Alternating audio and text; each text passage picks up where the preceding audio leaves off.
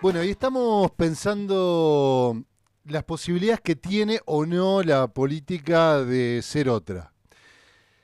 ¿De qué depende que podamos hacer otros recorridos de la política? Pareciera que es una condición exigida, requerida, reclamada por una enorme mayoría del pueblo, de los pueblos, particularmente en Argentina, que venimos de un sacudón de la política que ha abierto preguntas sobre las condiciones previas, es decir, cómo la política se venía desarrollando, lo que podríamos llamar la política tradicional, los esquemas del bipartidismo, de ciertas contradicciones, ciertos antagonismos de la política y la irrupción de otras condiciones, por ejemplo, como lo hablamos la semana pasada y lo pueden encontrar en nuestras columnas, sobre la irrupción de la libertad avanza, de nuevos proyectos o de proyectos reciclados de las viejas derechas que intentan canalizar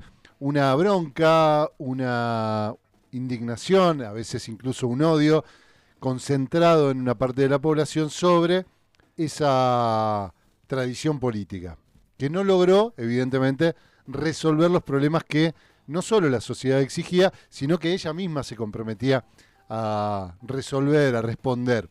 Bueno, en ese contexto abre la pregunta y siempre un acontecimiento, es decir, la irrupción de algo que remueve lo que creíamos totalmente asentado, naturalizado y que siempre iba a ser así, nos pone frente a la pregunta sobre lo nuevo.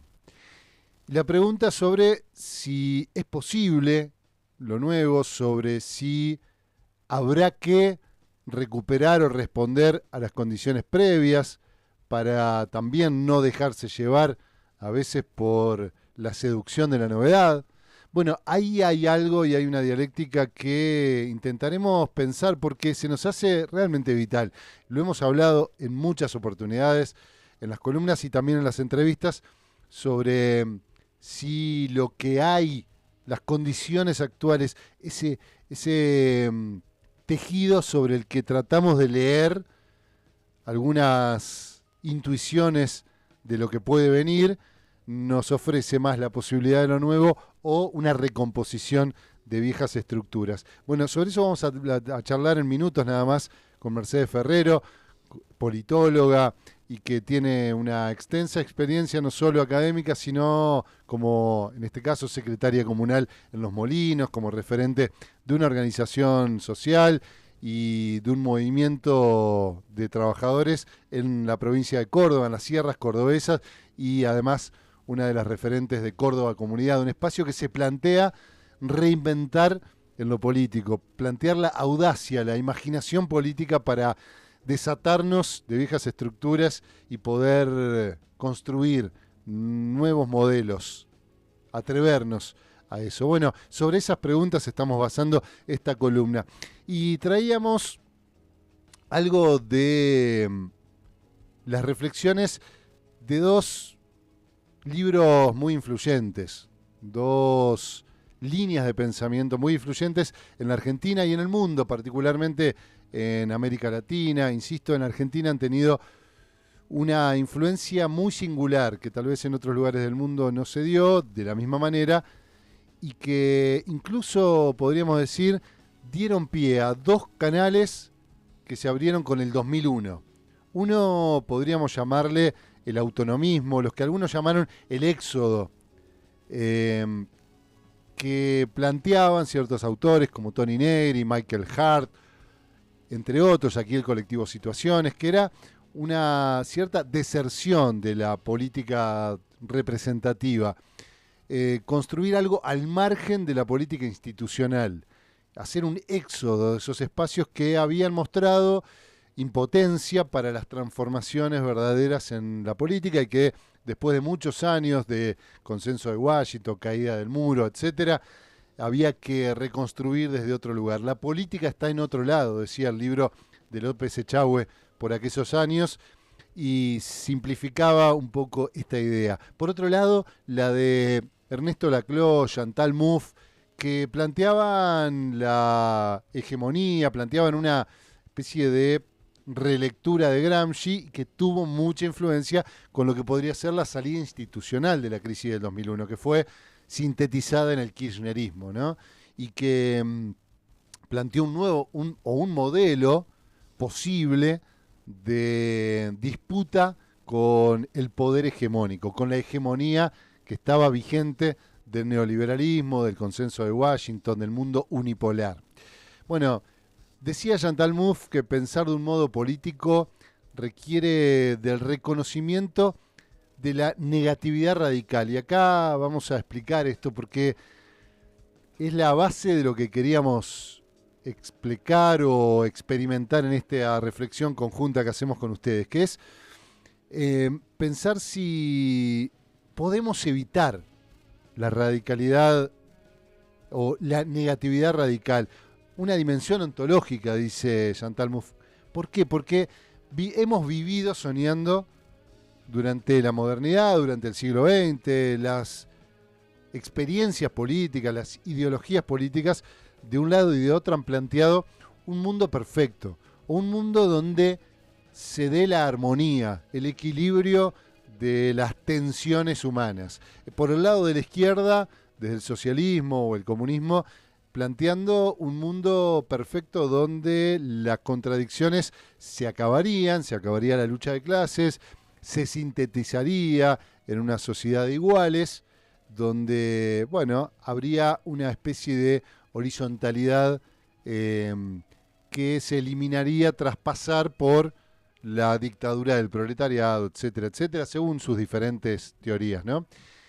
Por el lado del capitalismo o del liberalismo, si ustedes quieren ir a algo más filosófico, el liberalismo político, el sistema vigente hasta el día de hoy, bueno, con un sueño, con una utopía de equilibrar todos los conflictos a través de la dimensión jurídica, es decir, de una constitución, de un Estado que sintetizaría a todas las partes, que no deja ninguna parte afuera y que por lo tanto a través de un sistema jurídico todos estarían dispuestos a aceptar una base común de interpretación de esa disputa de intereses y se armonizarían esos intereses. Bueno, como ya hemos dicho muchas veces, por este lado lo que se ha mostrado es que siempre deja afuera ciertas partes. El sistema jurídico no contempla algunas partes que siempre van a plantear una negatividad.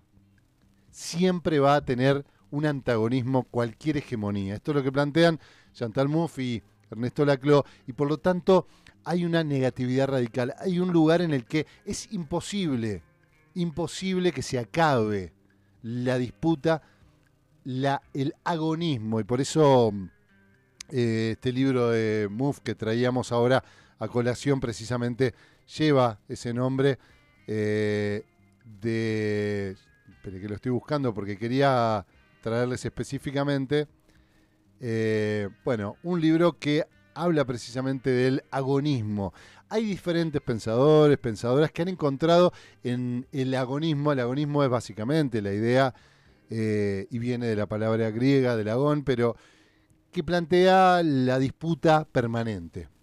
La política sería, o lo político, distingue Mouffe entre lo político y la política, lo político es la permanente disputa de intereses, la permanente lucha por la hegemonía en un determinado contexto. Cada contexto tiene unos que contienen la hegemonía del modelo, de la época, y su antagonista que estaría disputándole. Bueno, ese agonismo es lo base de lo político. Cualquiera que plantee que eso debe acabarse, o en todo caso que ya se acabó, como se planteó con el fin de la historia, y muchos filósofos que se han subido, y políticos que se han subido a esta idea de que ya no tiene sentido, de que aquellos que ya no hay antagonismos para este sistema, bueno, van a caer en el fracaso, porque siempre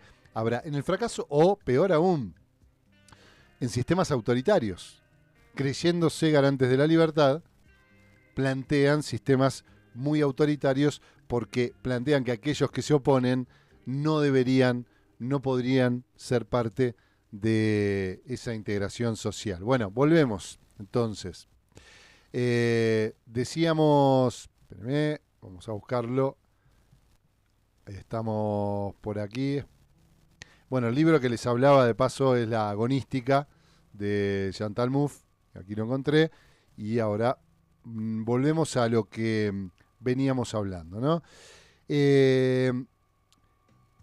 Debido a la existencia de una forma de negatividad, vuelvo al texto, que no puede superarse dialécticamente, que nunca podrá alcanzarse la objetividad plena. Y el antagonismo es una posibilidad siempre presente. La sociedad está marcada por la contingencia y todo orden es de naturaleza hegemónica. En esta trabalengua de palabras, lo que plantean es que la naturaleza de todo orden social, primero, es contingente, depende de una situación.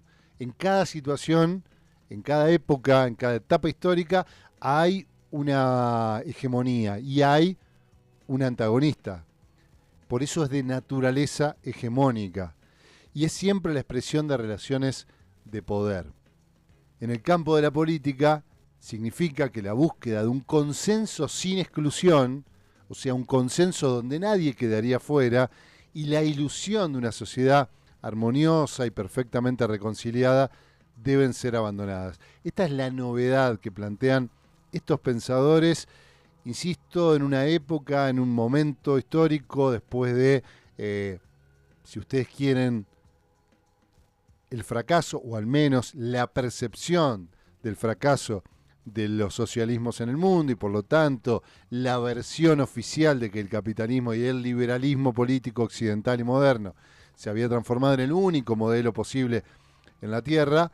Bueno, aparecen estos pensadores, pensadoras que revitalizan una idea a partir del agonismo. Insisto, los agonistas tienen varias corrientes en la filosofía, hemos traído otras en otras columnas que después podemos recuperar, o al final de esta vamos a poner ahí en YouTube para que puedan acceder.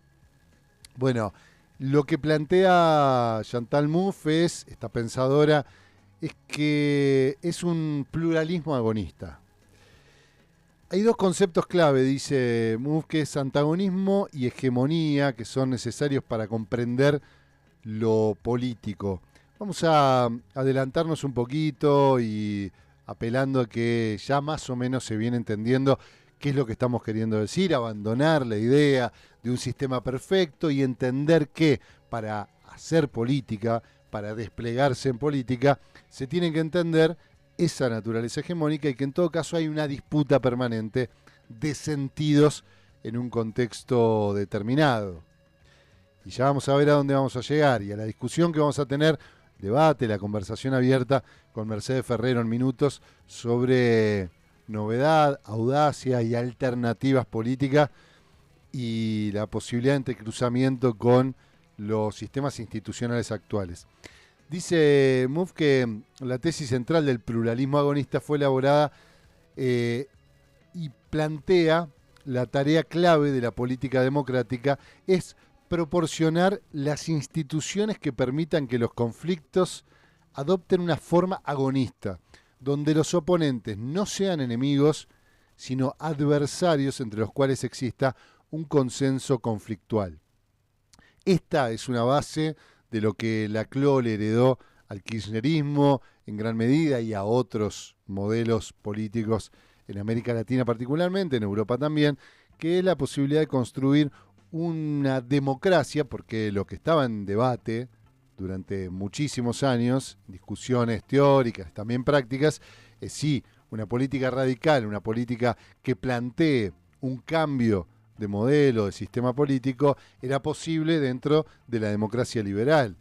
Y lo que plantean es precisamente la democracia debe ser, y ahí es donde debemos apuntar las armas, si ustedes quieren, utilizar esa metáfora pertinente en este caso, apuntar las armas a construir instituciones democráticas que adopten, que acepten que permanentemente habrá disputa por la hegemonía y que los enemigos se transformen en adversarios. De esta manera trabajó también el kirchnerismo y otros populismos de América Latina en la construcción de adversarios que históricamente habían sido enemigos y que se había dado siempre una conflictividad en la cual unos terminaban intentando eliminar al otro. Las teorías políticas que sostienen dicha tesis, dice, generalmente terminan defendiendo un orden autoritario como la única manera de evitar una guerra civil, ¿no? Esto es lo que decíamos. Terminan para eliminar al otro, porque tienen esta idea de vamos a llegar a una sociedad perfecta cuando esto, que es el antagonista, no esté más. Bueno, eso no sucederá nunca y tenemos que desafiarnos a tener unas formas políticas que admitan ese agonismo permanente. Debemos renunciar a la ilusión de un mundo cosmopolita más allá de la hegemonía y más allá de la soberanía. Este es otro punto importante para esta época, en particular. Este libro de 2014, ya vamos a ver qué situación estaba dándose en aquella época. Ya se iniciaba el conflicto Rusia y Ucrania, recordemos, en aquel año que se abría precisamente con la guerra en el Donbass, pero también la primavera árabe que reclamaba una apertura democrática en algunos países, después aprovechada por Occidente, por Estados Unidos, para inestabilizar toda la región, pero que había un reclamo democrático. Bueno, construir o abandonar primero la ilusión de ese mundo cosmopolita, un mundo donde la occidentalización de toda la humanidad sería la única manera de llegar a las democracias, dicen, es un error, hay que renunciar, porque también podemos concebir otra forma, dice, una pluralización de hegemonías. Un enfoque multipolar podría constituir un paso hacia un orden agonista en el cual los conflictos, si bien no desaparecerían, tendrían menos probabilidades de adoptar una forma antagónica. Y vamos cerrando esta columna, pero quiero tomar ahora sí algunas conclusiones. De acuerdo con este enfoque, la política radical consiste en una diversidad de acciones, en una multiplicidad de ámbitos institucionales, con el fin de construir una hegemonía diferente. Es decir, la contradicción entre ingresar en instituciones, disputar instituciones, entender que también las instituciones son espacios donde hay disputa de poder, donde hay agonismo, donde tampoco se resuelve en las instituciones de un lado, todas como parte de la hegemonía, y por otro lado cualquier política radical produciendo un éxodo, estando por fuera, estando a distancia. Bueno, según esta autora y esta línea de pensamiento, bueno, no sería lo más efectivo. Construir diversidad de acciones en una multiplicidad de ámbitos institucionales para producir una hegemonía diferente. O sea, tener mayores acciones, si ustedes quieren verlo en términos empresariales, más capacidad, más poder hacer dentro de esas instituciones, una guerra de posición, cuyo objetivo no es la creación de una sociedad más allá de la hegemonía, sino un proceso de radicalización de la democracia, la construcción de instituciones más democráticas y más igualitarias. Bueno, nos quedan varios puntos, pero básicamente cerrar con que estamos viviendo, y esta es nuestra principal hipótesis, estamos viviendo un pasaje, una transición a un mundo multipolar. Hasta ahora no conocemos esa experiencia, porque no había un mundo integrado hasta la mundialización del capitalismo. Es decir, el mundo integrado, o llamada globalización, se produce a la par de la expansión del capitalismo y del neoliberalismo. Y también del pensamiento moderno, de la visión occidental del mundo, vamos a llamarlo así. Ahora, no hemos conocido hasta ahora un mundo donde exista, por ejemplo, instituciones e incluso democráticas que se basen en el Islam o que se basen en la filosofía oriental o que se basen en la cultura rusa. Bueno, eso es lo que está ahí dando vueltas, la posibilidad de un mundo multipolar, pluripolar, una pluralidad democrática y que nos enfrenta también a la posibilidad de que las democracias y nuestra acción de transformación en este mundo ya abandonada, la ilusión metafísica de un mundo sin conflictos, bueno, adoptemos también la posibilidad de esta disputa de hegemonías en todos los espacios, en todas las instituciones y donde la posibilidad de lo nuevo, de la audacia política, de la imaginación, de la creación de la política no esté en contraposición a la acción político-institucional, a la posibilidad de disputar en el ámbito de la herencia política también posiciones y lugares en la actualidad. En esa transición se nos irá seguramente las posibilidades de un futuro distinto.